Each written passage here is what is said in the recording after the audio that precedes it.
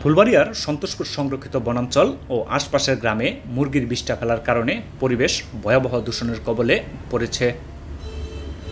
রাতের আধারে ট্রাক ভর্তি করে বন ও রাবার বাগানের ভিতরে মুরগির তরল লিটার ফেলা হয়, যে কারণে বনের গাছসহ বিভিন্ন উদ্ভিদ মারা যাচ্ছে।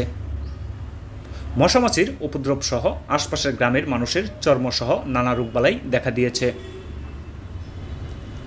ময়মনসিংহের ফুলবাড়িয়া উপজেলার নাওগাঁ ইউনিয়নের সন্তোষপুর গ্রাম পর্যটন এলাকা হিসেবে সারা দেশেই বেশ পরিচিত।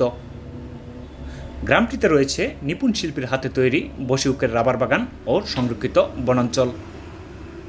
প্রতিদিন হাজার হাজার পর্যটক আসেন বনাঞ্চলের বন্যপ্রাণী, সবুজে ঘেরা প্রাকৃতিক ও রাবার বাগানের মনোমুগ্ধকর দৃশ্য দেখতে। ঈদ উপলক্ষে দেশের বিভিন্ন প্রান্ত থেকে আসা পর্যটকদের উপচে পড়া ভিড় হয় সন্তোষপুর গ্রামে। মুরগির তরল বিষ্ঠায় ভয়াবহ পরিবেশ দূষণের কারণে পর্যটকরা মুখ ফিরিয়ে নিচ্ছে সন্তোষপুর গ্রাম থেকে।